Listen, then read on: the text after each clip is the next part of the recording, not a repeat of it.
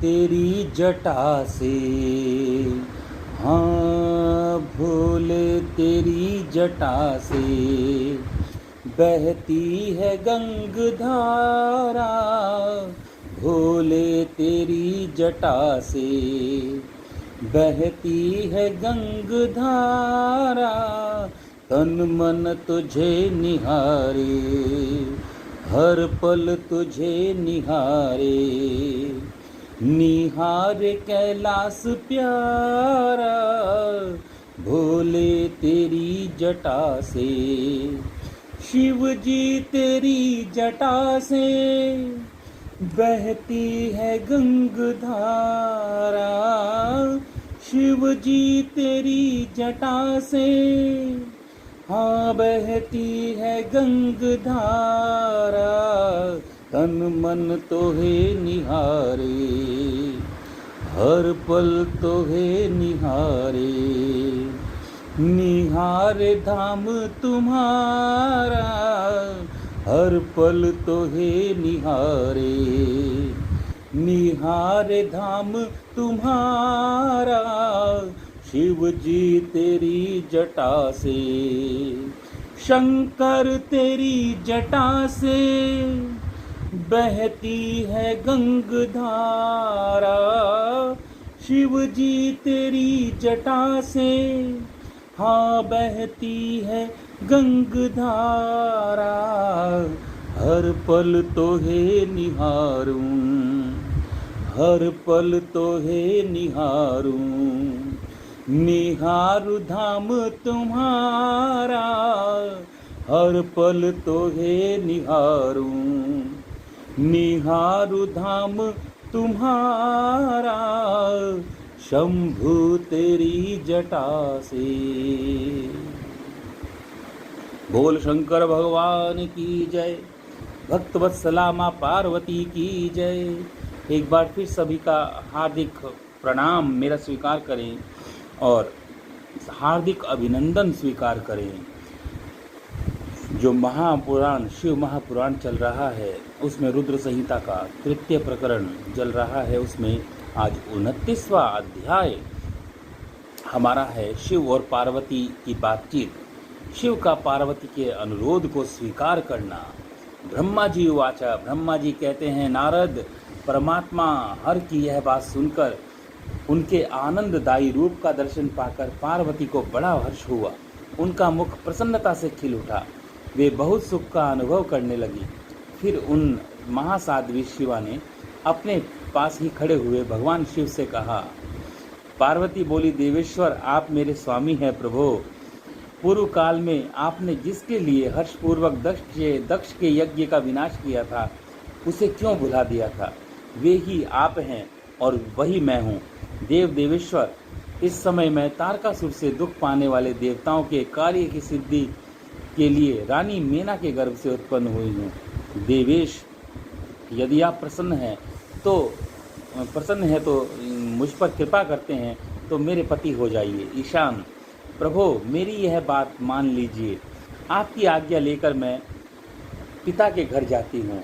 अब आप अपने विवाह रूप परम उत्तम विशुद्ध यश को सर्वत्र व्याख्यात कीजिए। नाथ प्रभो, आप तो लीला करने में कुशल हैं, अतः मेरे पिता हिमवान के पास चलिए और याचक बनकर उनसे मेरी याचना कीजिए। लोक में मेरे पिता के यश को फैलाते हुए आपको ऐसा ही करना चाहिए।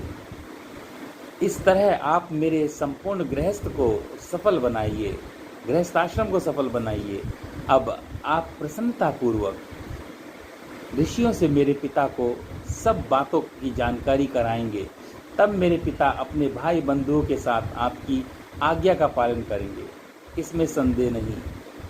जब मैं पहले प्रजापति दक्ष की कन्या थी और मेरे पिता ने आपके हाथ में मेरा हाथ दिया था, उस समय अपने शास्त्रोक्त विधि से विवाह का कार्य पूरा नहीं किया। मेरे पिता दक्ष ने ग्रहों की पूजा नहीं की, अतः उस विवाह में ग्रह पूजन विषयक बड़ी भारी त्रुटि रह गई। इसलिए प्रभो महादेव, अब की बार शास्त्र देवताओं के कार्य की सिद्धि के लिए आप शास्त्रोक्त विधि से विवाह का कार्य संपादन करें। विवाह की जैसी रीति है उसका पालन आपको अवश्य करना चाहिए। मेरे पिता हिमवान को यह अच्छी तरह ज्ञात हो जाना चाहिए कि मेरी पुत्री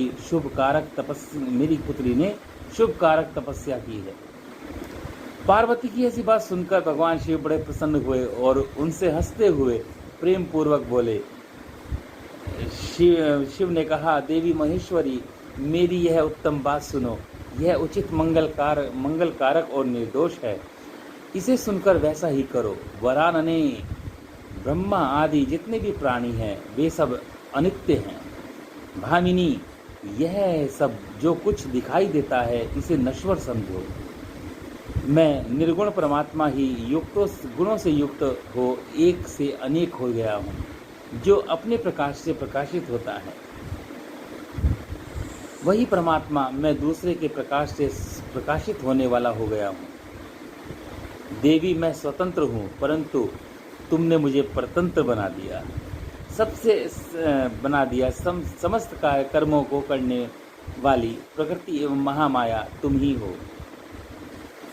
सर्वत्र परमात्मा भाव रखने वाले सर्वात्म पुण्यवानों ने इसे अपने भीतर सींचा है तथा यह तीनों गुणों से आवेष्टित है। देवी वरवर्णिनी, कौन मुख्य ग्रह है, कौन से ऋतु समूह है, अथवा कौन दूसरे उपग्रह हैं, इस समय तुमने शिव के लिए क्या कहा है? इस कर्तव्य का क्या विधान है? गुण और कार्य के भेद से हम दोनों ने इस जगत में भक्त वत्सलता के कारण भक्तों को सुख देने के हेतु अवतार ग्रहण किया है। तुम ही रजः सत्वमय तमोमयी त्रिगुणात्मिका हो, सूक्ष्म प्रकृति हो, सदा व्यापार कुशल सगुणा और निर्गुणा भी हो।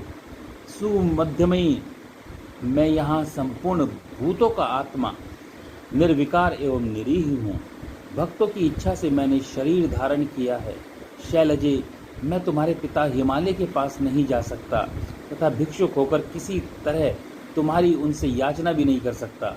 गिरिराज नंदिनी, महान गुणों से अत्यंत गौरवशाली महात्मा पुरुष भी अपने मुंह से देही दो यह बात निकालने पर तत्काल लघुता को प्राप्त हो जाता है।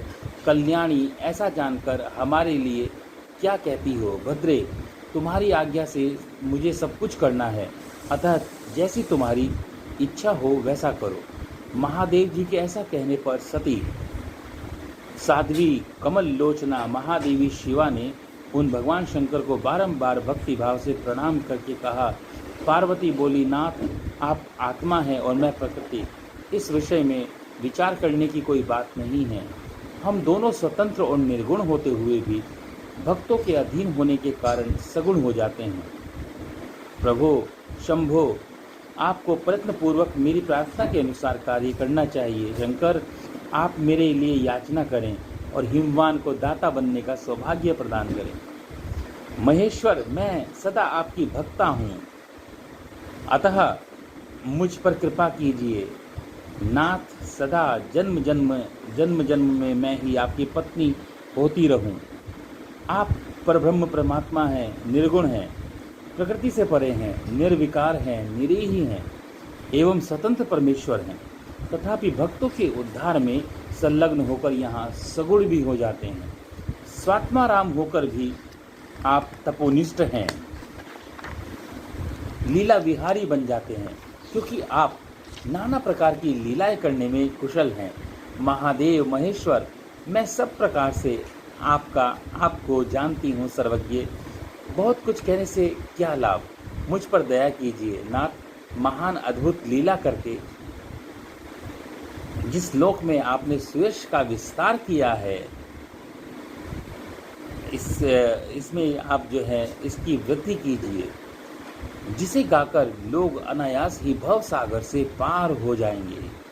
ब्रह्मा जी कहते हैं, नारद, ऐसा कहकर गिरिजा ने महेश्वर को बारंबार प्रणाम किया। मस्तक झुका, हाथ जोड़ वे चुप हो गई। उनके ऐसा कहने पर महात्मा महेश्वर ने लोक लीला का अनुसरण करने के लिए वैसा ही करने का स्वीकार कर लिया। पार्वती जी ने जो कुछ कहा उसी को प्रसन्नतापूर्वक करने के लिए उद्यत होकर वे हंसने लगे। तदंतर हर्ष से भरे हुए शंभु अंतर ध्यान हो कैलाश को चले गए। उस समय काली के विरह से उनका चित्त उन्हीं की ओर खींच रहा था। कैलाश पर जाकर परमानंद में मग्न हुए महेश्वर अपने नंदी आदि गणों से वह सारा वृतांत कह सुनाया। वे भैरव आदि सभी गण भी वह सब समाचार सुनकर अत्यंत सुखी हो गए और महान उत्सव करने लगे। नारद उस समय वहाँ मंगल हो गया, महान मंगल हो गया, सबके दुख नष्ट हो गए तथा रुद्रदेव को भी पूर्ण आनंद प्राप्त हुआ। इति श्री रेवाखंडे रुद्र संहिता नाम तृतीय प्रकरण। आज हमारा 29वां अध्याय पूर्ण हुआ।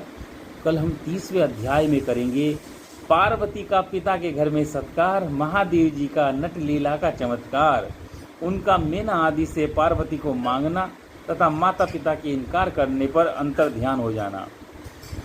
ओम नमः शिवाय, नमः शिवाय। प्रभु की लीला प्रभु ही जाने। जय भोलेनाथ, जय शिव शंभो, जय शिव शंभो।